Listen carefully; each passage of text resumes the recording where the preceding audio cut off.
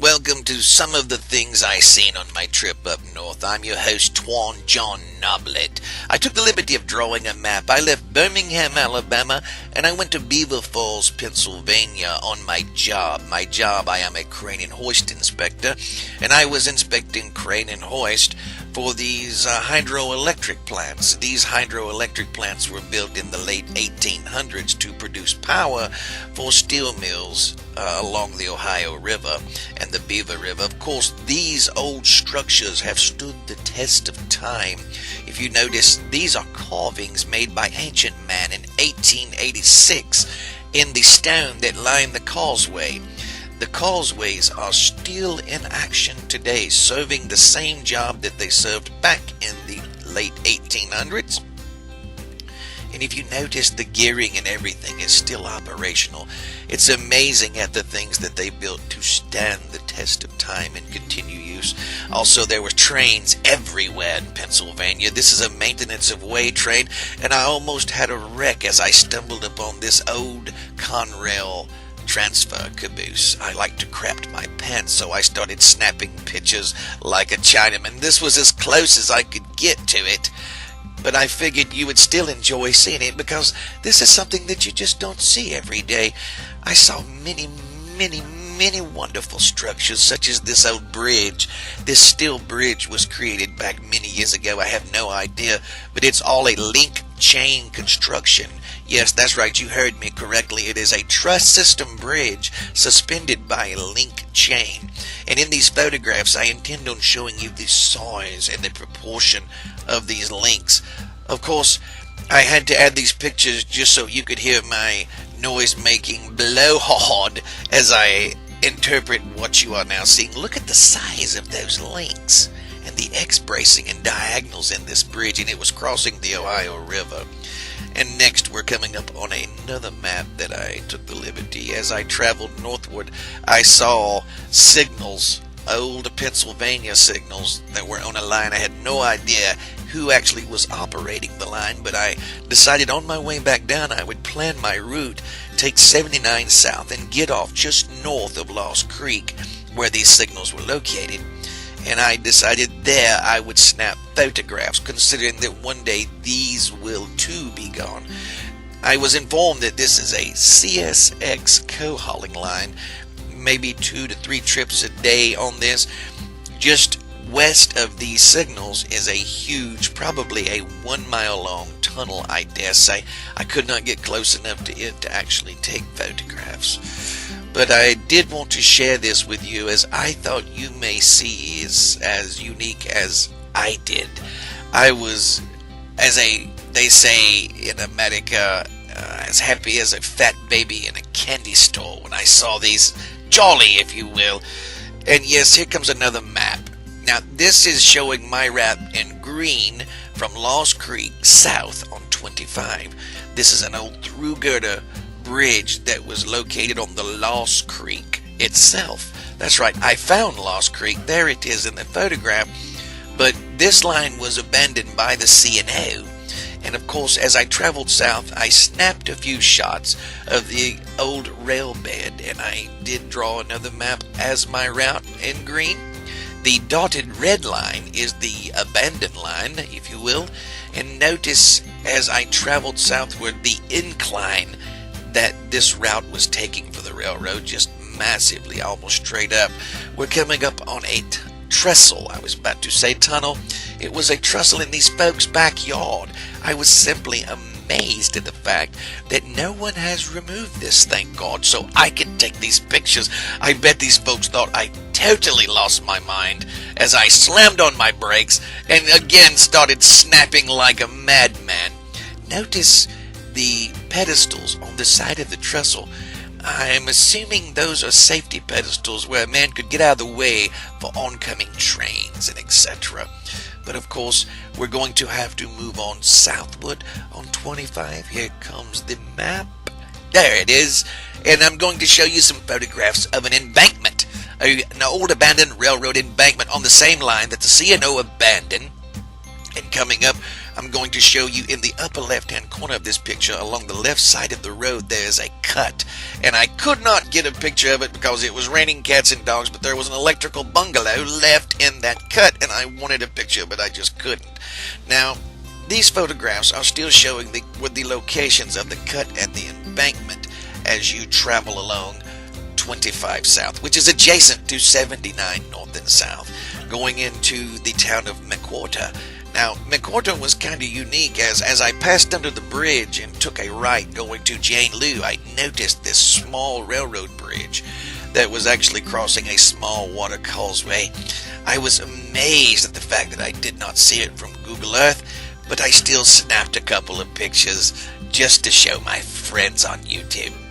And of course, we're going to come on up and we're going still south into Jane Lou and traveling southward on 25, McWhorter Road.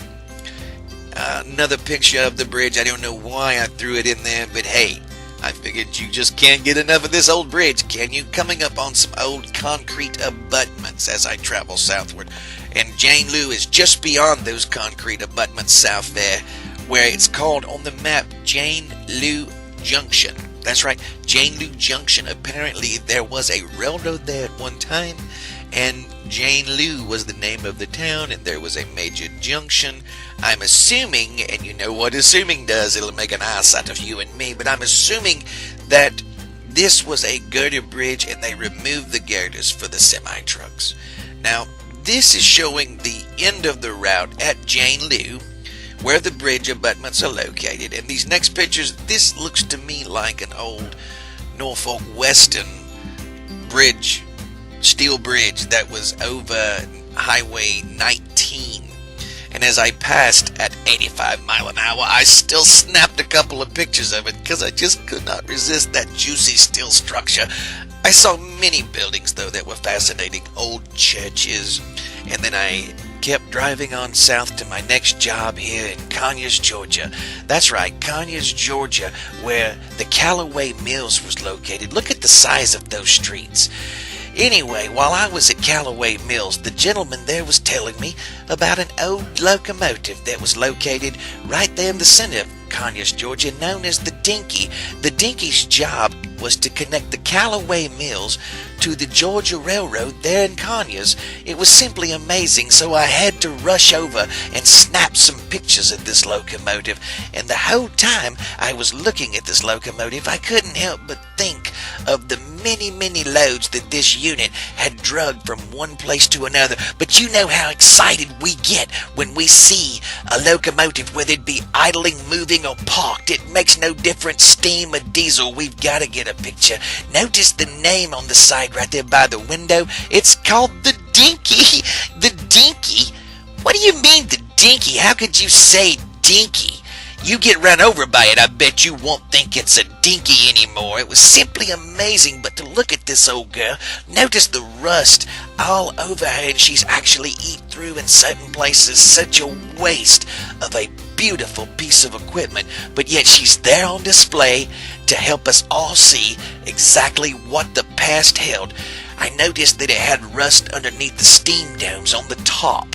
The bell even actually still worked, and it was simply just amazing to look at all the mechanical features inside the cabs and all the valves. This is a picture of the bearing bath that's actually on the trucks underneath the coal tender, and this is the front, of course, of the boiler plate of number 104. And I got to thinking while I was taking these photographs of number 104 how illuminated and how beautiful that must have been at night. I bet this was one fancy railroad. As I looked to the east, I saw the train station, but first I saw this concrete whistle signal. It had, I'm assuming, and we know what assuming does, but I'm assuming that this was made at the Georgia Railroad shop back in the heyday. But I walked across the railroad tracks and across the road to this old train station and saw that it was actually a welcoming center. And we all like free stuff. It was free. You could walk around in front of the passenger platform and see where the passengers got on and off the train. And I also took note that the freight depot was still up with its dock facing the railroad track. So I walked up on the freight depot. I took some shots, of course, as you can see here, of the doors, and they do still slide open. One of them does anyway. I looked to the east and I saw this old business, and I would be willing to wager a couple of bobbins that that business actually took freight from the railroad too. Now this is a picture of the old Conyers train station with the semaphore signals in the front. And it burned down, and then they built this train station shortly thereafter, and its servicing is the same one that's servicing today. Notice these old ticket windows. Every time I see these ticket windows, I think about the many people that actually bought tickets to go other places and the lovers that kissed goodbye for the last time. I also can't help but think about the people that use the bathroom here too. I couldn't help but notice, look at the craftsmanship of these signs above the men and the women's bathroom door. I also noticed this is something that millennials don't know anything about. Look at the phone booth to the right. That's right, there was little boxes with phones in them back in the day, and you could get in there and make a call, but no one used phone booths anymore, not even Superman. This is the Dinky while it's being set in its position now where it's located. I also have a picture of the Dinky back in its day doing its thing, blowing that steam all over the place. I believe that this is an F unit sitting in front of the Georgia train station here in Conyers. Georgia Road Railroad. This is a Georgia Railroad lantern. There was more lanterns in this place than you could shake a stick at. It was totally amazing. This is a program, or a schedule if you will, and I also took a close-up pic where if you wanted just to take a closer look at it without the glare, there's nothing I can do about that because the sun was just beaming. This is the heater that was in the railroad station. and I just keeping everyone warm back in its day, and I noticed this last thing, that either Americans are getting fatter asses because the width between those rails, you can't sit between them today. In comparison to the people back in the day, they must have been much, much thinner. I also thought about the people who actually saw their loved ones for the last time before they got on the train to go to war or parts around the world. Just saddening. But this is Twan John Noblet, and I hope you've enjoyed this little trip and excursion that I brought you along on. And I just want to say God bless you, and y'all come back now, you hear?